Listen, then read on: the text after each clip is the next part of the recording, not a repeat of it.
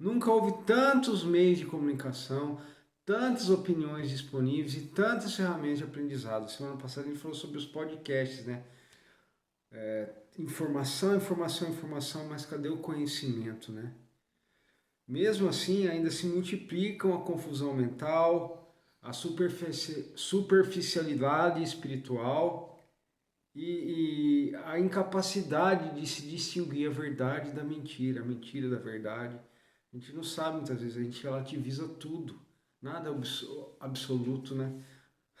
Tudo se torna obsoleto no fim das contas. A Bíblia possui uma explicação bastante coerente e definitiva para esse fenômeno. Quando o homem se afasta de Deus, ele não se torna mais sábio, ele se torna progressivamente mais insensato. Aí que está a raiz, o cerne da questão, o desprezo pelo conhecimento de Deus. Vamos trabalhar o texto de Romanos 1, de 18 a 26, é um texto muito forte.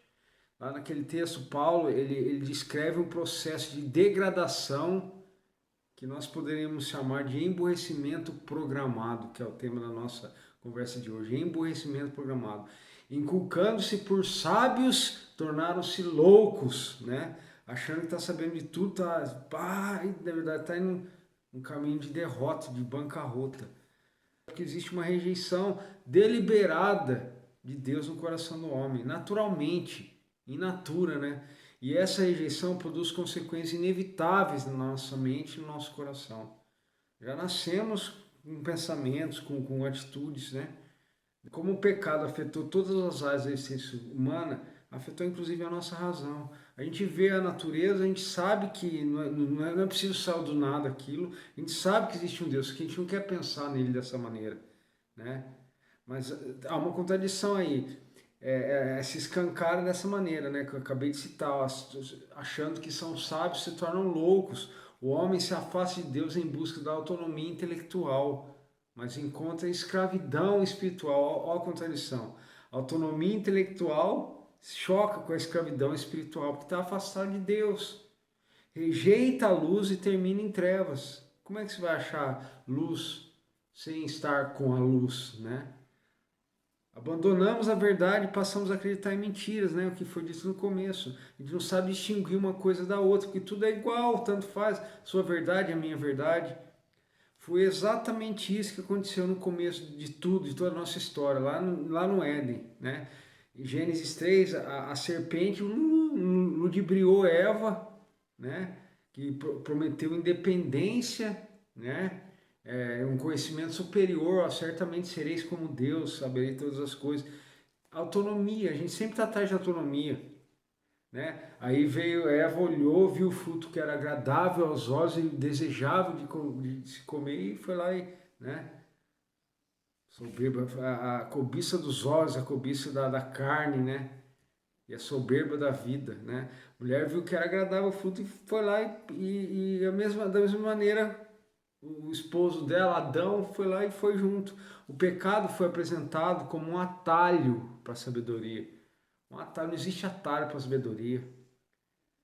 Né? O resultado a gente sabe, não foi iluminação, mas cegueira. Em vez de eles serem conhecedores do bem e do mal, conheceram o mal, né?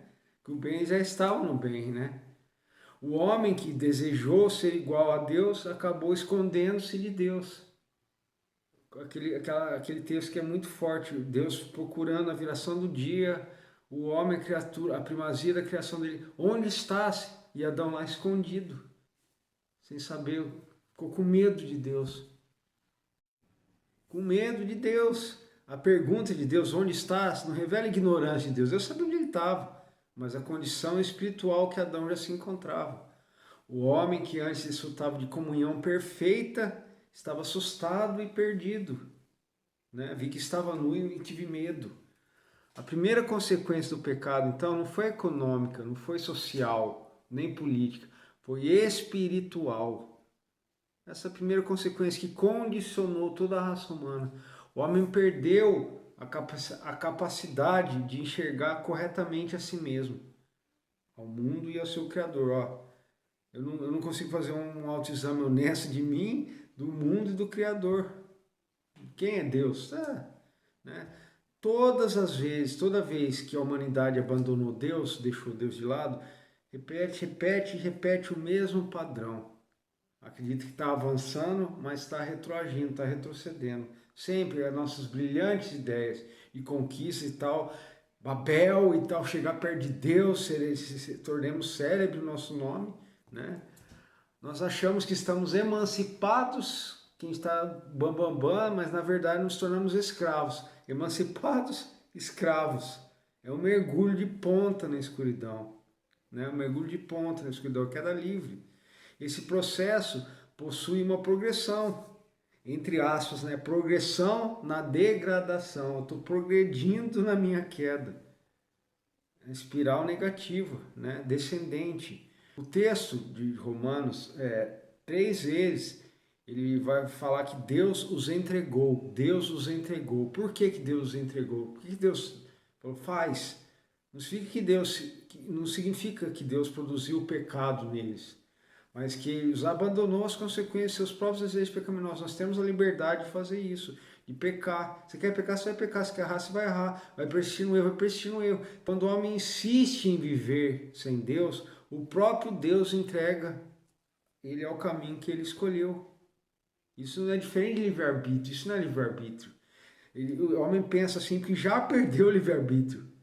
O resultado é devastador, né? Não tem como dar certo. A mente perde a capacidade de julgar o que é certo e de errado. O coração torna-se terra de ninguém, escravo das próprias paixões. Os relacionamentos se deterioram, choques, né? Conflito de gerações, conflito com o cônjuge, com o pai, com a mãe, com amigos. Como? Até o corpo, corrupção física, até o corpo adoece, pois sofre os efeitos da rebelião. Até a natureza, Romanos 8, geme e chora, né, por quem a subjugou, né, o mal que a subjugou. Então, o nosso corpo também, o pecado nunca permanece apenas no campo das ideias. Ele produz destruição concreta e devastadora, nunca fica no campo das ideias só. Por isso que a degradação espiritual, por isso, inevitavelmente produz uma corrupção física e mental também. A nossa sociedade se diz avançada, né, pós-modernista, se diz avançada intelectualmente, mas ao mesmo tempo, outro paradoxo, é incapaz de responder as perguntas mais básicas sobre identidade, sobre propósito, sobre verdade, sobre bem. Hoje ninguém sabe sexualidade, o que é, o que cada um é. Tanto faz, tanto fez, né? Como na época de juízes, né? Cada um fazia o que bem queria fazer. Pode até existir o conhecimento técnico, pode até crescer, mas a sabedoria desaparece. Eu sei fazer um monte de coisa, mas o que realmente importa, o que pode me dar salvação, o que pode resolver a minha vida, eu não sei. A Bíblia, de novo, ela ensina que o verdadeiro princípio da sabedoria continua sendo o temor do Senhor. Está lá em Provérbios. O temor do Senhor é o princípio da sabedoria. Isso vai totalmente contra esse emborrecimento programado que é fruto dessa nossa realidade. Mas também é uma dimensão pessoal em toda essa reflexão que a gente está fazendo aqui. A boa notícia, vou falar de coisas boas agora, é que o Evangelho não apenas perdoa os pecadores, ele restaura aquilo que o pecado destruiu. Em Cristo, Cristo faz isso. Ele não apenas nos perdoa dos pecados, ele restaura aquilo que o pecado destruiu. Em Cristo, o homem encontra-se novamente e consegue responder a pergunta: onde estás? Onde estás?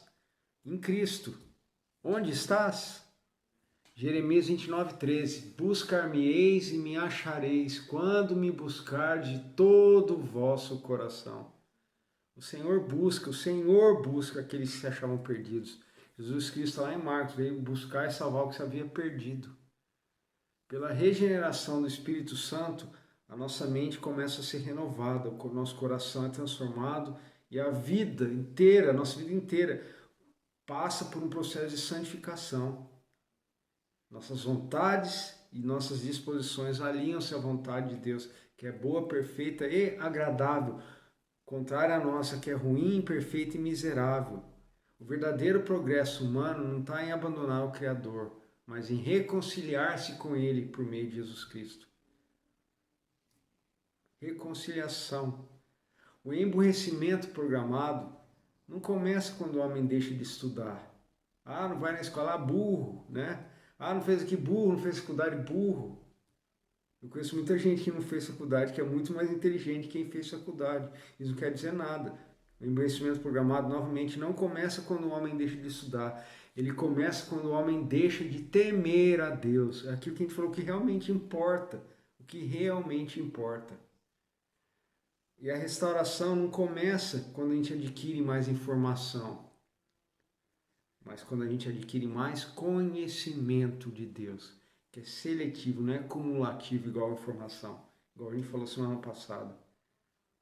Quando pela graça, o homem, eu, você, nos voltamos a ouvir a voz do Senhor, perguntando, onde estás?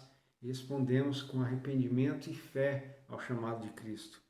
Não para aparecer, mas que Cristo apareça.